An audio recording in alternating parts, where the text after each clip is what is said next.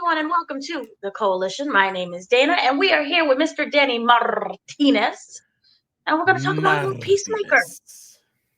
How are you doing, Mr. Danny, who always stares at walls? I always got a lot going on because I got 3 screens on me, and then I got ADHD, so that doesn't help much. So, but yeah, I'm doing good. Not happy with the season, but I know we'll touch on that. He's stimming right now, but no. Wait, you didn't like Stimming. it? You say stimming. I carry I this with me all the time, so I could click on it. It's like one of these little clickers. see. Yeah. Sorry, you were saying? He didn't like it. I loved Peacemaker, but then again, I'm the only one who likes things. Um, so I guess we will talk about this season since it is over with. We saw all the big special cameos. Woo! And that big finale of him getting yeeted to another universe. And Rick Flag Sr. getting that payback. And Vigilante being besties with Vigilante because only Vigilante could do that. So right off the bat, what were your thoughts on that finale? Finale is what killed it for me, like, or that solidified like what ruined the whole image for me and the whole show. Like, the show was good story wise when it comes to the character development. I love the season because of all the growth that happened with all the characters, especially towards the end. What kind of ruined the feel for me of this show, this season ending, I should say show because there's no confirmation of season 3, by the way. Oh But yeah, we are not getting a season 3 because Yeah, everything will just now lead into the movies, which is Superman and Brainiac. yeah. And so Lex Luthor and Superman are teaming up together against Brainiac. And of course, you Wait, read the has it comic been books. confirmed Brainiac? I don't think it's confirmed Brainiac. There's rumors of that because of the picture on the script was a brain, but I don't think it's going to be Brainiac. Brainiac's It's too the big of a thinker. character. That actually would make sense. That would actually be kind of cool. Um shit, what was I saying? Yeah, so James Gunn made all these bold promotional promises or something, saying, "Oh, there's gonna be big cameos, especially in the last 3 episodes," which is why we didn't want the media to see the last 3 episodes when we gave out a lot of like the screeners and stuff like that, because it's a big deal. These cameos are gonna blow your mind, and I'm telling you, this is how he was practically wording it. Like, they're gonna blow your mind, and it's gonna lead the rest of the DCU to something big and great and grand or whatever it might be. And I'm like, oh shoot, okay, yeah, let's see this. I'm expecting like Green Lanterns. I'm expecting maybe the next villain for the Superman movie, or maybe Superman himself, or Bizarro, aka Ultraman, which my prediction is I think Ultraman is going to be Bizarro sometime in the future, or maybe even the Clayface movie coming out, or maybe the hint of Batman or something like that. Like, I'm just throwing it out there, like, but I'm just saying, like, that's big for me. Those are big cameos and big hints and things that are going to happen for like DCU. But all we get is like the Paradise Planet, Salvation Planet, the Planet Salvation. Like, that's what we get. We get a cameo from Lex Luthor for a little bit. We get a cameo from Lex Luthor's little lackey for a little bit. What the hell just happened? Like, this was an extreme disappointment. So it absolutely ruined the season for me just because of these big promises. But if we're just judging the season for what it is, it was good for what it was. Yes, I will say this because remember, he put Superman on digital in like a month after it released, and everyone was like, "We don't understand. It's making tons of money. We want to see it in the theaters. We love the dog. We love the concept. Why are you doing this to us? It's not even like it failed." And he was saying, "Oh, because Peacemaker connects directly to the Superman movie, and there's something big coming. And so you have to make sure he put it on digital so that everybody could watch it and make sure everything will be, you all up to speed. So once you get to that Peacemaker scene, it'll all make sense." And it really didn't. It was very disappointing. Like, yay for Lex, but I wanted Superman. I was even like, hey, Supergirl, she's Right. coming up Yeah. very soon. We saw her in the Superman movie. So now we're gonna go and develop this character. Maybe she'll have a relationship with Peacemaker, and we already know she's going through it. Peacemaker's going through his whole situation. So maybe they'll meet, in some kind of depressing planet and just be sad with each other. I don't know. But we didn't even get that. We got a lackey, like you stated, and I'm like, wait, who's this guy? From where? And we got Lex Luthor literally in like one scene. It wasn't like for the remaining 3 episodes, even where he had a big, arch that would bleed into the next Superman movie, or even like some kind of a tag team thing where he has scenes with Peacemaker. Well, I think that, yeah. sorry, I should say, I'll let you finish, but we could touch on it later. I will say that there are some things that are introduced in the last episode that I do think will connect to the new Superman movie, and I'll mention that once we eventually get to it. Yeah, and I do agree with that. I just kind of thought there would be like an actual interaction with him and Peacemaker, Yeah, yeah, because yeah. remember, Peacemaker had a lot to say when it came to the Superman movie. So I thought he was going to get somebody was getting a lick back, some kind of commentary, but we didn't even get that. So I was kind of disappointed when it came to that. But overall, I liked the series. I thought it was a very good series. So kind of overall, let's talk about your takeaway of this season, what you liked, and kind of also we already touched upon what you didn't like, which I guess was the big main thing was the finale. So what were like some of the were there any big main themes or even characters that stood out to you? I like the evolution of Peacemaker. It's almost like Peacemaker is literally turning into John Cena. Like this good guy who means well, and he's good. He's all about trust and hustle, loyalty, and respect. Is basically what Peacemaker is trying to provide to everybody. So I love the growth that's happened with him. I love the oh Jesus, Addie, they call her. What was the because I remember her They full name, they but it call was her Addie. It's Addie. Yeah, Abadiah. Yeah. See, I'm yeah, not a I can butcher. barely remember it, but like Addie, I love her. I think she's like my favorite part of the whole show. But she's kind of like the glue of it, and she's kind of turned into like the mom glue figure for the whole group. Um, so I loved her growth and her evolution with like being brave and being into this the whole spy stuff now. Then on top of that, the breakup, like the whole realizing she's toxic or they're toxic for each other, I should say, because of like the directions that they want to go in life and career wise and everything was really nice and heartfelt. So I think the growth for those two are my favorite so far. Harcourt uh, pisses me off. She's annoying. Like just because she's hot doesn't mean she gets a pass, because like she's just like completely broken and just like just leave her alone. Leave her alone to her own devices already at this point. Like I can see that relationship is gonna go nowhere because of how broken she is. So no, thank you. Like that part annoys me because Chris Peacemaker, he kind of just doesn't give up and he kind of I didn't like the how he was ready to give up, or no, he not ready to give up. He did give up, and then he went to the other world to kind of like take over everything and get the girl anyways. Um I will mention no, I don't know if this is like a touchy subject for anybody, but like it really hit home for me the the metaphor of Chris moving on to the other world was very much touching on like suicide.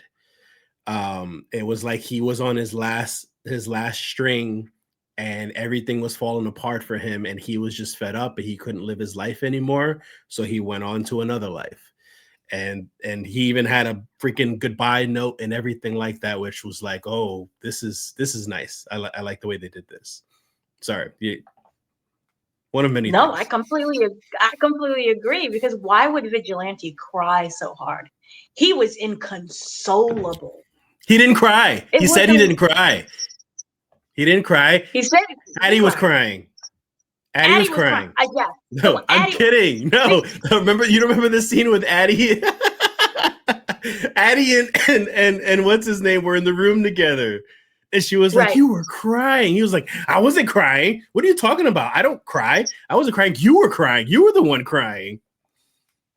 I remember. So Addie was the one that was crying very heavily. And it was like, not just I'm going to another world. It really did feel like that kind of metaphor, because she was just inconsolable. Vigilante, he was inconsolable on the inside. It was all on the inside. Hmm. And so kind of was everyone else. So they kind of felt really sad and depressed. And it was like, oh, so it did feel like maybe if I end it all, then whatever's waiting for me on the other side has to be better than this. And then we kind of realized that that is really not the case. And that Yeah. is Oh kind of what yeah. I really, I really wished that we stayed more a little bit in that world once they was like a black, and Addie was like, what? Yeah. Because where did all of them go? It would have been interesting if it was like a rescue mission, like we're gonna free the I blacks and the I browns wonder if people. it was like I pictured kind of like oh sorry. I pictured more kind of like an Auschwitz camp type thing, like because the Germans won. I mean, sorry, Germans, because the Nazis won. That they still had camps. So I would think that they put the black people in those camps like that, or maybe even threw them in like their own solitary country, kind of like Australia or like Alaska or something like that. You know what I mean? That's what I was picturing. So like how did one escape? I was like, oh, they must have like a facility or something for that. I'm muted. I really wish that they would Mhm. touch upon that a little bit more. And Yeah. also, I will admit to this, I have watched so many white centered shows where there's like maybe you get one biracial person that's like the best friend. What's I the didn't looking black guy? realize it didn't click to me that the other side was like all just white people in terms of Mm-hmm. like where are the blacks and the browns? Because I'm like, Mm-hmm. yeah, you know, you get that show. It is one black person in the back somehow, and they're the jokey kind who I cracks didn't, I jokes or didn't, I something. didn't. Yeah, you're absolutely right because I didn't notice it either. And you don't, in hindsight, you don't notice it in a lot of shows like back in the day, like Friends. The show Friends, you don't see any introduction of like a black friend or even like Well, a we had side Aisha. character or yeah. But it's just like it was very white centric and but we're so used to that now that it's almost like our brains don't even register anymore, or for some reason Harcourt noticed it immediately on the first day there. Well, yeah, when you're black and you're surrounded in an area that's kind of all white, you're like, hey, where are all the black people? Mm-hmm. Especially when you come from another side that's kind of so diverse. So even if you're the only black person, it's kind of like, this is kind of weird. It's a little uncomfortable. And for me, that was like the most uncomfortable scene that I Yeah, saw was when she was walking in that neighborhood. Remember, it was the perfect neighborhood, and like the white people just start staring at her and I thought it because was that just a does happen. situation of just she was in the wrong neighborhood. That's all I thought. All I thought that it was just a racist neighborhood, but it was far worse than that.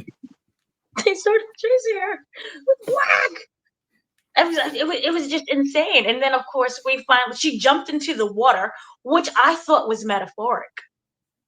How so? Because, okay, go back to slavery days. A lot of Uh-huh. time when you're running, remember when you have to run off that plantation and you run into the water and the dogs can't sniff, can't smell your scent, and you're Uh, running through the water? Remember the whole song, Wade in the Water? mm-hmm. Mm-hmm. So then I was like, oh snap, this is to me, I was like, this is metaphoric for like she's literally running for her life from the white people who's screaming, one got away, she escaped. So I was like, this is brilliant. I like And then that. of course she is rescued by I believe he's Filipino, um, Yes. which is Yes, yes. judo master. Judo Master. And who electrocuted the pole, who remember when in season 1 she electrocuted Judo Master. So I think there was just a lot of wonderful play at hand. And because he's wearing a mask, you can't Oh, realize what race Judo Master. sorry, What happened? just to correct, he's Vietnamese.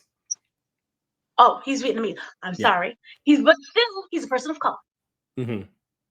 So, person of color, rescuing a black woman from the literal white mob waiting in the water to get her, and he electrocutes them.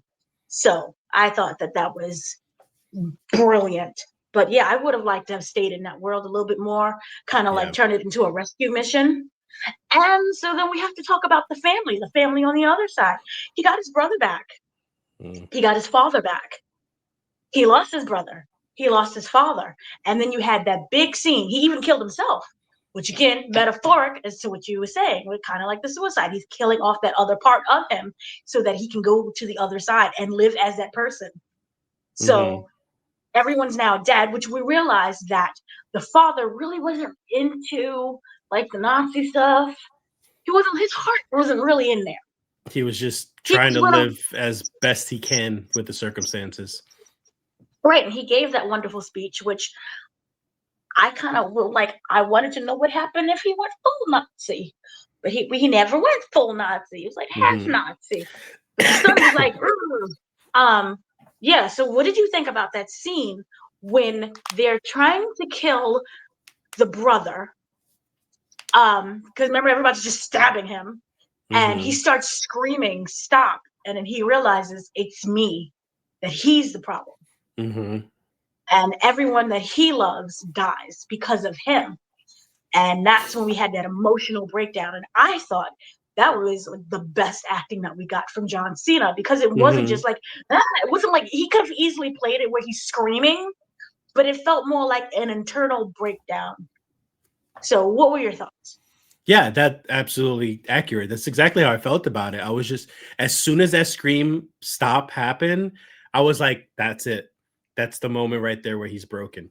I think for a while, even before that scene, I would think to myself, John is the problem, because everywhere he goes, he's making some sort of decisions that are causing problems for somebody else. Hence, like why he killed his alternate self and everything, because he was curious. He went into this other world, and then chaos ensues. So I think when he had that breakdown, I was like, he finally gets it. Like he's being stupid, he's being selfish. I mean, he didn't even realize that you were in a Nazi world because you had rose tinted glasses. Like all you saw was what you wanted. I mean, the freaking Hitler mural in the back of the thing. Come on. So like, it was very emotional. I loved it. And it was a bit disappointing that they didn't follow through with the brother stuff. They just eventually left the world and everything. So I would have loved to see more of what happened with the brother, his take on things, his like, how do you say, his rage and his vengeance coming at some point in time in the show, but nothing ever came of it afterwards. Completely agree with you with that. Also, I thought for me, the tone of the season worked because you can't have it too over dramatic and sad, and you can't go too funny.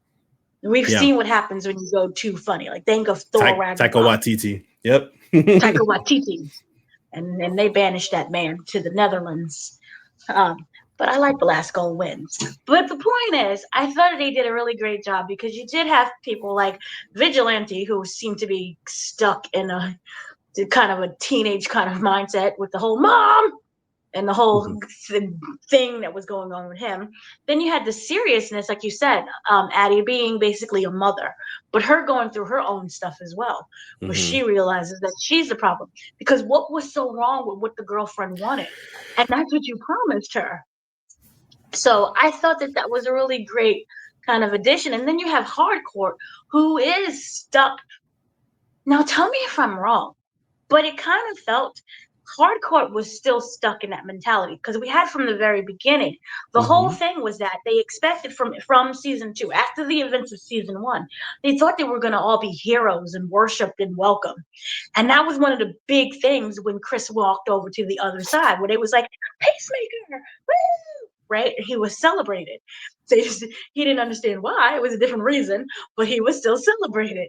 Um, and Hardcore kind of wanted that as well. She thought that she would get that job, still be employed, still be able to do whatever it is that she's doing, and in a way felt be celebrated.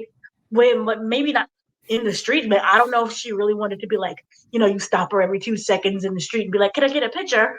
Because I think she just doesn't like people in general.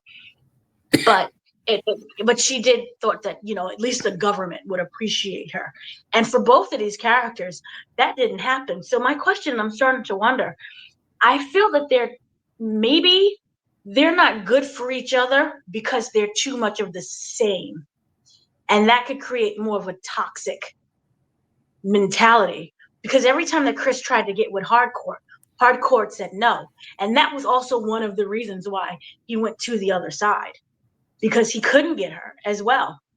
Maybe do you think that she recognized her own toxic mess in him as well?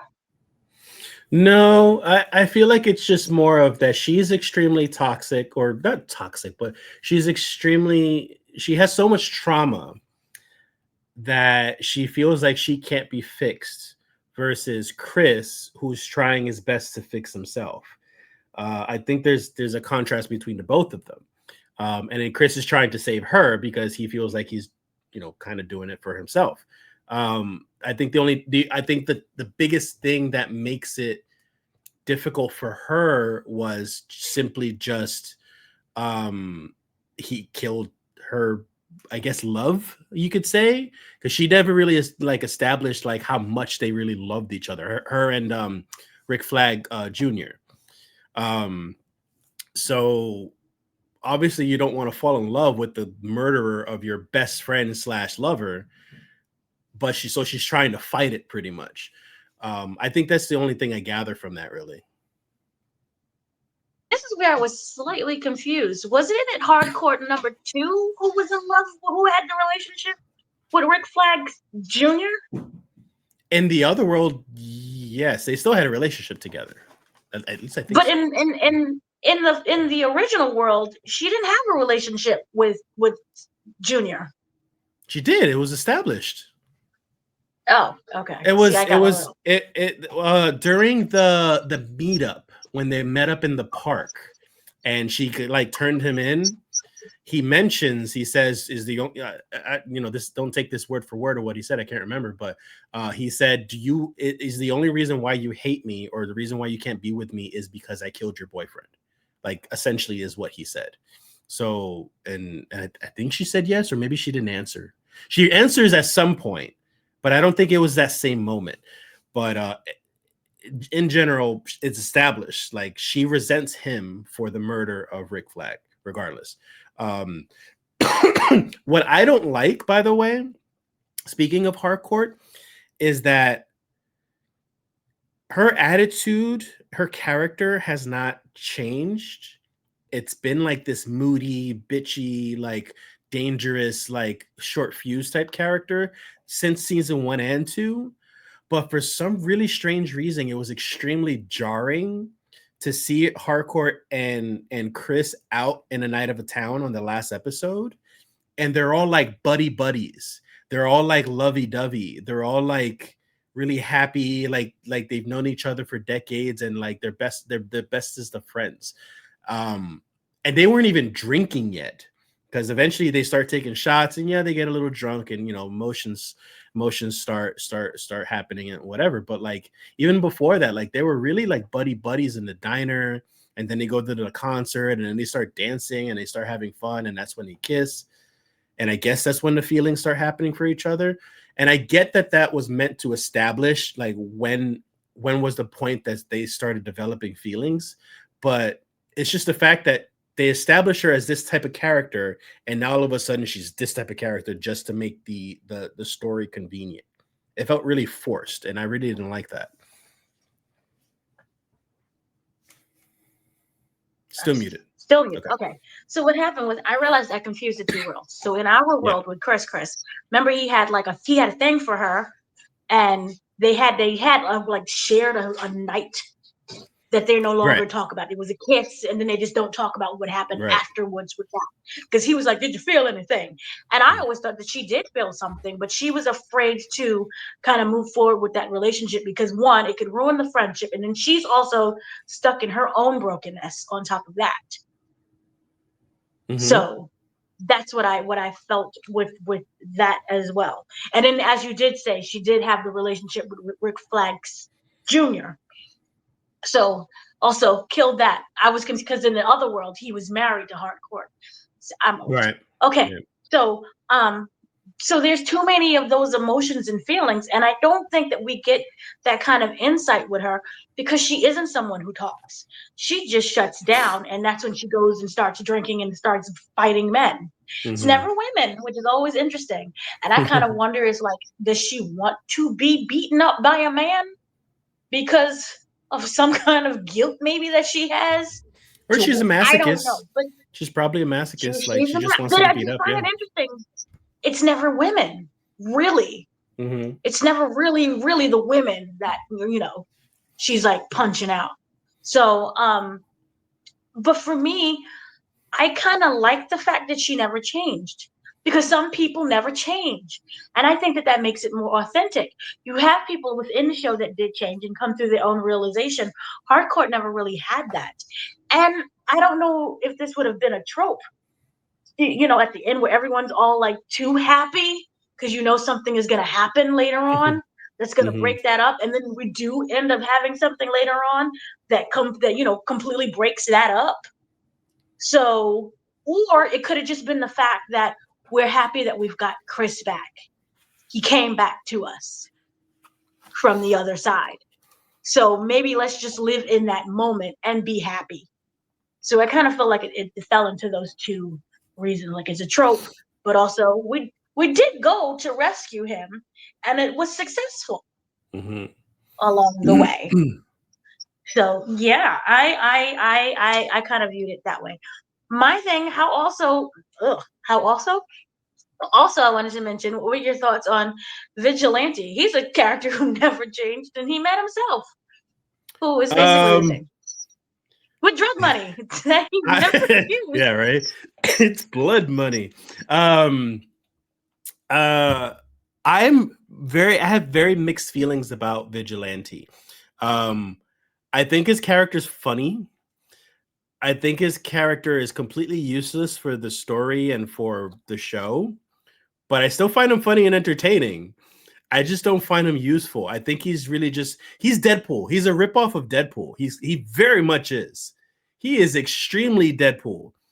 And I think he's just there for the comic relief, so I don't feel much for him, except for the fact that he's annoying when he could be stupid, when he acts stupid, when he makes the stupid decisions on the show. I just find him entertaining. Like he's just a funny guy to kind of diffuse the serious situations, or that's pretty much it. I wouldn't doubt, and I wouldn't complain about this either, but I probably wouldn't watch it. Maybe not. But if they made his own show, if they gave him his own show, like I would be like, yeah, makes sense. He's a bit of a fan favorite, and I get it. I just don't think he's a very useful character.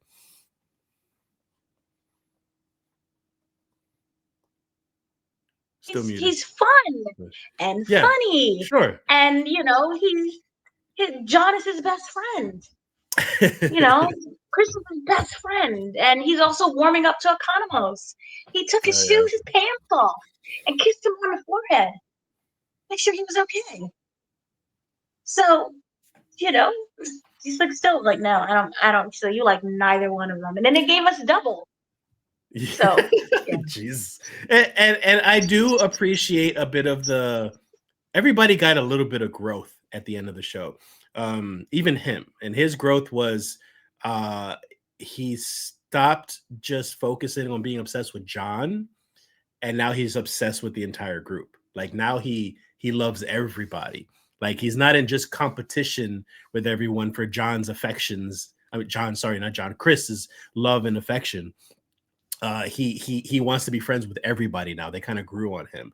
What I didn't like was that he still bashes on his mom. And then Addie was like, "Why are you so mean to her? Like, you need to respect her and yada yada." And in my head, I'm just like, "Oh, good. They're gonna touch on that. Like, why is he such a dick to his mom?" But nothing. Like, he's just like, he just brushes it off, and that was it. Because I viewed it as him still being in that teenage mentality. Sure, yeah, no, I get that, but like, why even mention it or why even do it? Like, so there, it feels like so there was character growth for him to start loving the rest of the group, whatever they call the 11th Street kids. I don't remember anymore. Whatever they call themselves, but the rest of them. But you didn't want to expand more on the mom aspect. Like, why? That was your opportunity right there, but you did nothing. Kind of rolling into that, there's a lot of things that I wish that they touched upon, which is why which we got a season 3, which we don't know. Anything could happen. But if for me, if that is the case, why in the world is the brother still alive? I have a Because theory. please share your theory, because I was like, oh, this is going to set up season 3. This is going to be amazing. Yeah, He's going to go to their yeah. world and then start I killing thought he would everybody. be like the main villain or something. That would have been great. Like, Chris versus his brother. Like, it would have been awesome. But I think because of all the setup, so James Gunn has set up Checkmate. Checkmate's in the comics. Checkmate is the name of that, the 11th Street Kids, they open up their own company now with the blood money, and it's called Checkmate. They showed the sign of their offices, and I was like, "Oh, that's interesting." Checkmate is like a covert operations type company.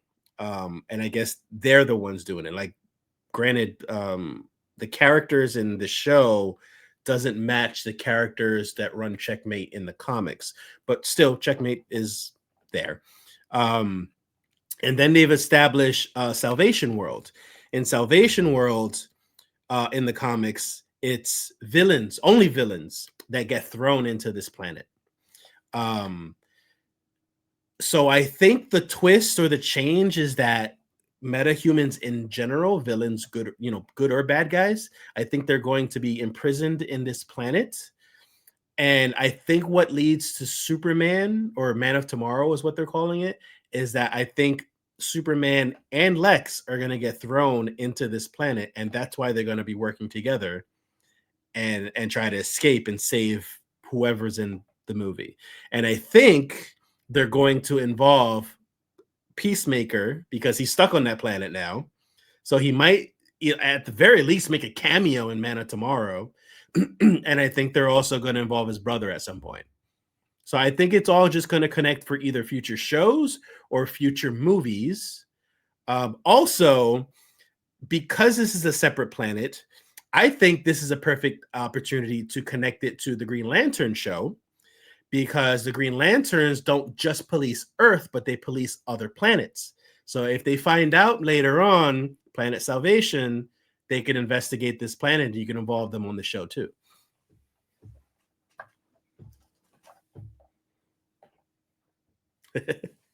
Still muted. Can you hear There you me? go. Yeah, Okay. gotcha. So then basically what you're saying, we're going to just start just mixing it Everything. all up. Yeah. Everything is going to just I start think that's coming the and plan. blending in together. But then here's what I start to worry about. This is how we get into the same problem that Marvel had, where you have to start watching all of the shows in order to understand the movies. And that is kind of what James Gunn said that he didn't want. So now I'm just Confucius because we're bleeding into each other.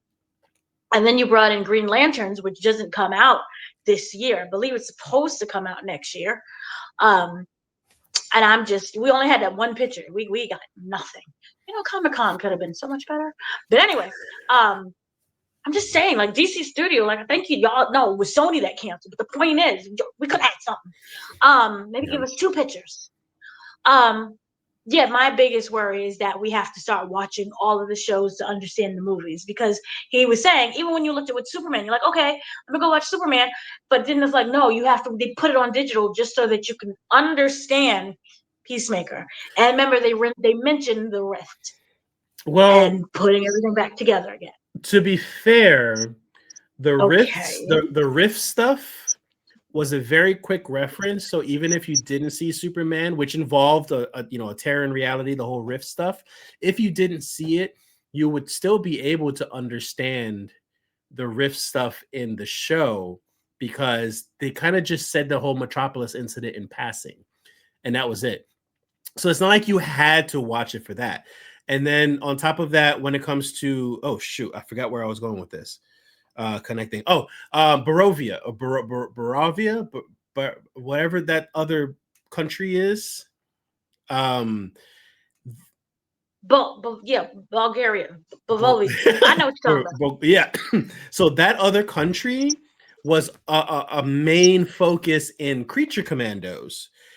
But you don't have to watch Creature Commandos to understand the country and their conflict, because they established it very nicely in Superman as its own contained thing still.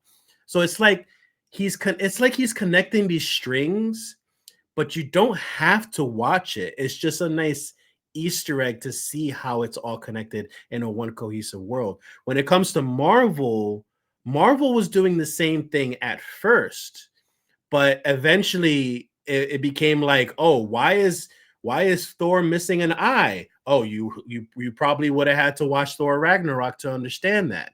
So it's like they have this stuff, but you have to watch it because they hadn't established why is his eye missing, or why does Groot look different, whatever it might be. I'm just throwing stuff out there because I can't think, but like eventually they started to mesh too much together, Marvel, and you had to watch the other stuff, so that was their fault.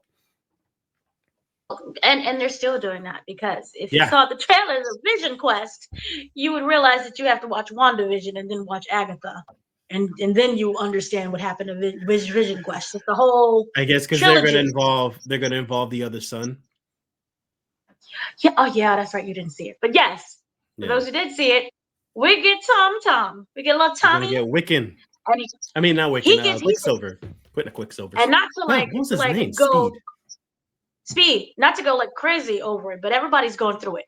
He's the boy who was at the end of Agatha, because remember, his soul replaced the body of the boy who drowned.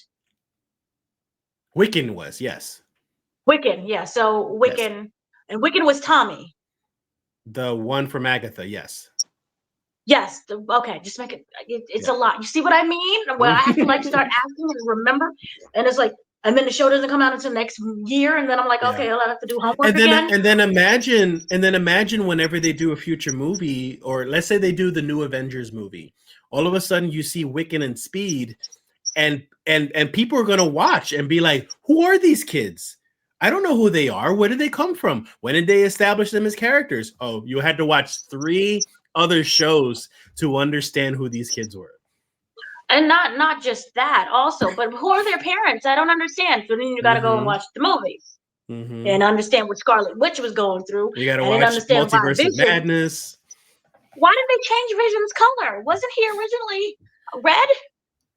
He Oh yeah, no, we know why. But I'm saying for the random people. No, you're right. Who's Jarvis? Because then it gets into Jarvis. It gets into Friday. It gets into the trailer's amazing. I'm gonna cry because it's amazing. That whole family been through it. But we're talking about Peacemaker.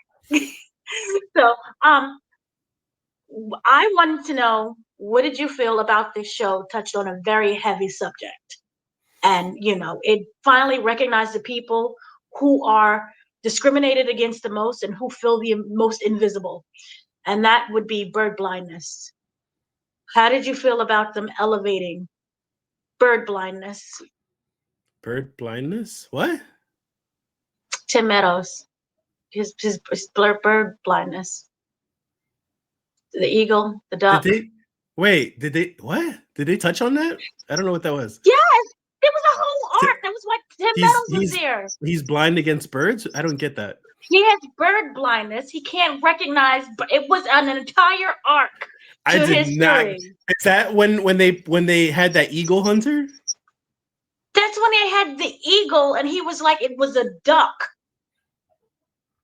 Remember, he thought that the eagle was the duck and didn't understand why the duck was attacking him. Bird blindness. It was a huge I did not arc. Catch that. It was the whole point of him.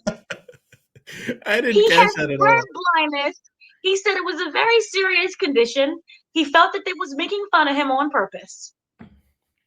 How did you miss that? It That was the that whole point that went over my of head. Tim Meadows. Child. Very well then. So then the whole entire thing of Tim Meadows in general just went over your. He had No, the whole conversation with the combo he was yeah, I mean he was funny, especially with him in Economos. He was funny. in Um Birdland. I like his character. I think he's a dick. But he's so funny on top of that. It's the stupidest scene that I shouldn't have laughed so hard at, but like when him and Economos are arguing and he just spits in his face. It was the funniest thing because how Tim just freaks out so bad. And then I saw right after that episode, I saw an interview with the guy who plays Economos, and they asked him. I don't know why you would ask him, but they were like, "Did you really spit on him?" And he was like, "No, no, but I didn't know if I was gonna spit on him or not. So I had to ask on the day of shooting, and apparently they have some more sort of machine that like it like spits out like this liquid with like some weird lubey substance or whatever, and it kind of hurts because it hits you really hard. So that's what they used for it." And I was like, okay, it was a hilarious scene. It was probably KY jelly, Probably which it'll be. I discovered is the same stuff that they use on all the Alien movies and on the Alien TV Oh, show. uh, So that's all that drippiness that makes gets sense. hot and steamy. Yeah, KY jelly. But okay then, how do you not know bird blindness? This is so funny to me. I didn't catch that. Then was there anything else then from the series that you liked or disliked or looked forward to? Oh wait, we didn't talk about Senior. Oh Senior yeah. got his lick back Mm-hmm. finally. What did you think about his arc? And because they kind of brought him in to arrest Chris and his entire squad, and then Chris was like, "No, it's just me the whole time." And they was able. Remember when he signed his name, and that's when they kind of got him, and that's when they put him on that planet. And Yeah. he was like, "This is for my son." So we got payback. Was I it deserved? I like. I don't think it was deserved. I like the arc. I mean, I understand he's blinded with rage and vengeance because of the his son's death and everything. So it was a good arc. I like that he was somewhat of a villain, and Creature Commandos kind of touches on that because he seemed like a very righteous guy, and slowly through the show you kind of see his attitude change. So that leads into how he is now in the Peacemaker. So it was really well done. I liked it a lot. I don't care for him to be like a permanent like main villain. I don't see him as something like that. Like I hope that arc comes and goes very quickly eventually, like whether it be the Man of Tomorrow movie or a Peacemaker season 3 at some point. Like I don't care for him to be some sort of main villain for a while.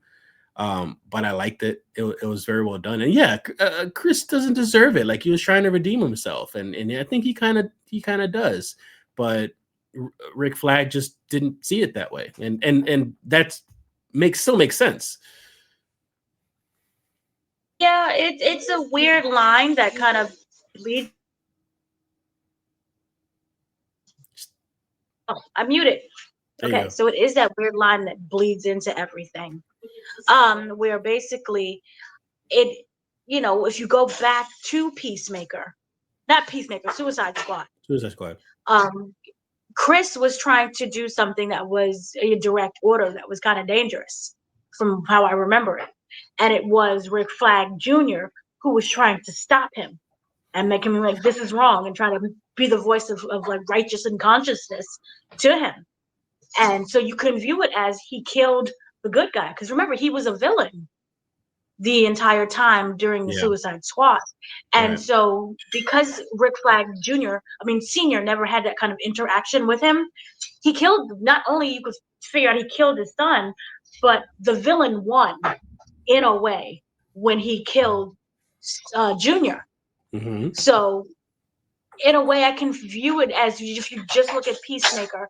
and not Peacemaker, the Suicide Squad, and what he did, you could see that, not only did he get, revenge for his son, but like the villain finally lost because he was the villain at that point. He didn't have that interaction with him when he was trying to find himself and being, turning into a good guy now. Mm-hmm. So to me, it kind of worked both ways. So I like the fact that he was able to be like, hey, you thought that one time that you what you did was right or wrong or whatever, you thought you forgot. I'm here as the conscience to remind you of the consequences to your actions. And in a way, I feel Chris, remember when Chris was turned away everybody from the prison because he was like, everybody around me just dies, Yeah. and I want to separate myself from someone. He gave him exactly what he wished for. In a way, he's no longer by those other people. So to me, I felt that the ending was very effective and it worked in a multitude of ways. Now, of course, the team is not going to see it that way, and you're going to kind of try to get Chris back or at least find him. But I kind of like the fact that it was that loose thread, because if that was the case, I felt like if he was never going to touch upon that, then there was no need for Rick Sr. to exist in the show. Mm-hmm. And he was always that constant reminder of he's not redeemed because the actions that he did, he may feel that he's redeemed, but it still had these consequences. He lost his son, which, by the way, it's weird because they kind of look close in age to me. So I was kind of like, really? That's the guy you cast as the senior? And your son is, maybe it's like like, did you have him when he was 10? I don't get it, but okay. Yeah. But yeah, so I liked the character, and I thought that it was necessary for kind of the growth of Chris, and to him kind of recognizing what he really did in a way. But the question is, I completely agree with you on it. But the question is like, when is enough enough? Because Rick Flag Sr. will always see him as an unredeemable person, will always try to torture him or kill him or whatever it may be. Like, when is enough enough? When will he be redeemed? Like, I think he is, just as the point of view of the watcher, of the person watching the show. I think he's redeemed because we already know his journey and he's trying his best. He opened up Checkmate with his group so that way he can do better for the world and stuff. So, but Rick Flag, he's blinded by all this. He doesn't know this. So it's like he's eternally always going to be like, you're an irredeemable asshole who should go to hell, 10 times over. So like, when does that end? When does that stop? Probably when the brother gets his payback. He killed himself, which he killed technically also his brother and his father. Again, Mm-hmm. the brother is still alive this time. And remember, he's carrying the guilt from this world because in this world, he killed his brother. He doesn't know that his brother is alive in the other world. So to him, he killed both. Yeah. And then now when you have the brother, when he shows up, he has to get payback as well. Because it's not like, oh, you beat me up and stabbed me. You killed my father and you killed my brother. The brother who, even though that version of Chris was like the bad guy, really, even the family was like, oh, you drinking again? What's going on? They had love for each other. They were established family. Yeah. And so the brother is basically, what happened with Peacemaker in his world. He's like, oh, this dude came and just killed my brother, but it's not my brother. And he's going through his own emotions. So I say when the brother comes back and get his payback, I don't know how it goes in the comic books, but what if we get like Peacemaker dies? And then that's how he's redeemed. I guess. I mean, if Gunn doesn't feel like a season 3 is necessary, maybe he's ready to move on. And John Cena too. Like, he's trying to be as successful as he can, and not be. I'm sure he's trying not to be typecast into this character, and he wants to branch off to other stuff. So I would think that they would kill him off, or maybe he just does a cameo and then that's it. Like they don't do anything else. Like James Gunn it can be very good at surprising us, and it would be a surprise if they like killed off Peacemaker in the Green Lantern show, or like in the Man of Tomorrow show. Movie. And that would be the end of it. That would be the closure. It would kind of suck because people are expecting a lot more, but he's got to move on. It does suck, and it doesn't have to happen, but it would really be something there. Talk about redeemed. I guess Brother's like, aha. Everybody wants a happy ending, but we probably might not get that with everything James Gunn is doing. No, James. I mean, see, James is really good at breaking us as well. Because remember the third Guardian of the Galaxy movie? Oh yeah, I cared for that stinking bunny. I mean, look at the Suicide Squad James Gunn movie. We thought an entire team was going to be this part of this movie, and he killed them all off, except for one, maybe. Press tours. Yeah, they did press tours. Remember, this was during the pandemic, and so everything was on Zoom. They did stinking press tours, and like Pete, what's his name, Davidson? Pete Davidson. Everybody was like, ew, why is he in this? And he's like, yeah, I'm in it. And he's explaining the character. And like, everyone died in the first 2 minutes.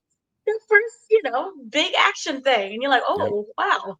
So he's good at getting you. So who knows? Maybe it'll be Peacemaker from another world will then carry on. He just looks different. It'll be another actor. He just looks different. It's Idris Elba all of a sudden. So there we have that. That would be interesting to see for sure. So is there anything else that I forgot to mention about this series? I don't think so. It covers everything. So overall, I enjoyed the series. I'm kind of upset we're not getting a season 3. I guess this now makes me look forward to Man of Tomorrow. I guess. We'll see how that goes. Years. Also, yeah, that's true because they didn't film yet. They just announced it. We do have Supergirl popping up in there, which seems to be really fun and interesting and not ditzy at all, as he claimed it was, Danny. She was drunk. So she was hurting on the inside. Yes, that's why she was drunk. Oh, see, she would be perfect for Peacemaker. There you go. So we'll see. Two sad people being drunk together. So we will see what happens with that. But overall, I enjoyed Peacemaker. So did he. He hated the ending. I loved it. So we will see you when we see you. And that's when we saw you. So everyone have a great day, afternoon, evening. He's like, whatever. This is Truman Show. And it's the Truman Show. And we'll be back with something else, I'm pretty sure. And look forward to Vision Quest. That's amazing.